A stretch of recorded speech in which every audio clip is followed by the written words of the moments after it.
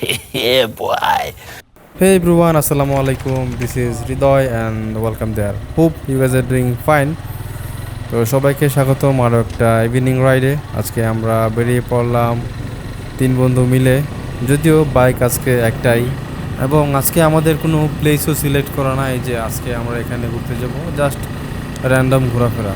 তো বন্ধুরা, আজকের ব্লগটা কিন্তু শুরুই করলাম গ্যাস্ট্রিক সমস্যার দিয়ে, এবং যেটা স্বাস্থ্যের পক্ষে মোটেই ভালো না, এবং স্বাস্থ্যবিদরাও এসব খাবারগুলো অ্যাভয়েড করতে বলে, এবং আমিও সেটা অ্যাভয়েড করতেই বলবো, এবং আমিও অলওয়েজ ট্রাই করি এই খাবারগুলো অ্যাভয়েড করার জন্য। তবে মাঝে মধ্যে ফ্রেন্ডদের সাথে বের হলে খাওয়া হয়, বাট চেষ্টা করি অলওয়েজ অ্যাভয়েড করার জন্য।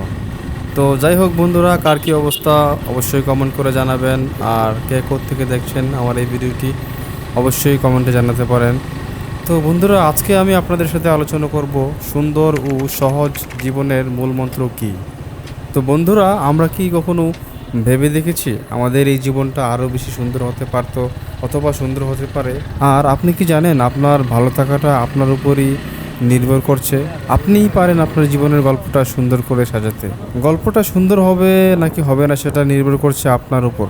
আপনার সিদ্ধান্ত নেওয়ার সেই স্বাধীনতাটা আছে, কারণ জীবনটা আপনারই। সব জিনিসগুলো তেমনই ঠিক যেমনটা আপনি দেখছেন বা দেখবেন। আপনি সব কিছু জীবনে এমনি এমনি পেয়ে যাবেন না। কোনো কিছু শিখতে যান অথবা অর্জন করতে সব ক্ষেত্রে আপনাকে নানা রকম বাধার সম্মুখীন হতে হবে, আর এটাই স্বাভাবিক। আমরা আমাদের জীবনের যে কোনো কিছু নিয়েই বেশিরভাগ সময় পজিটিভ চিন্তা না করে নেগেটিভ চিন্তা করে থাকি।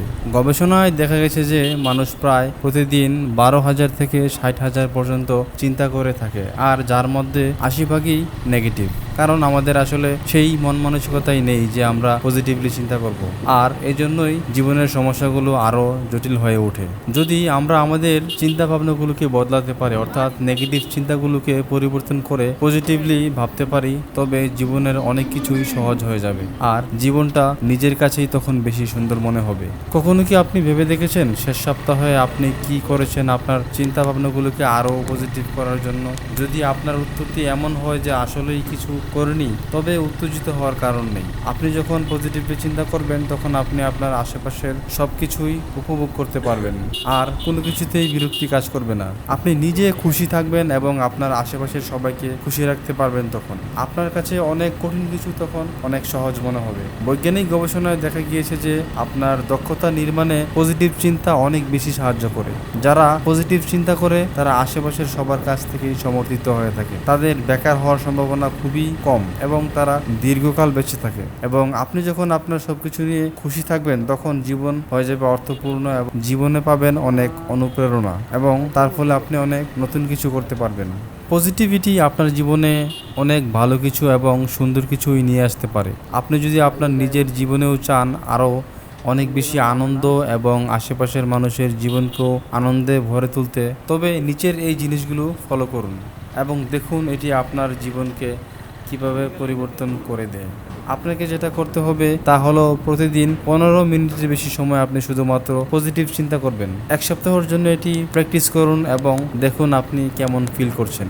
তো চলুন দেখি নেই কী করলে আমরা আরও বেশি পজিটিভ চিন্তা করতে পারবো। 1. মানুষের প্রশংসা করুন, তবে সেটা যেন সত্যিকারের হয়। প্রশংসা করার জন্য প্রশংসা ব্যাপারটা এমন নয়। 2.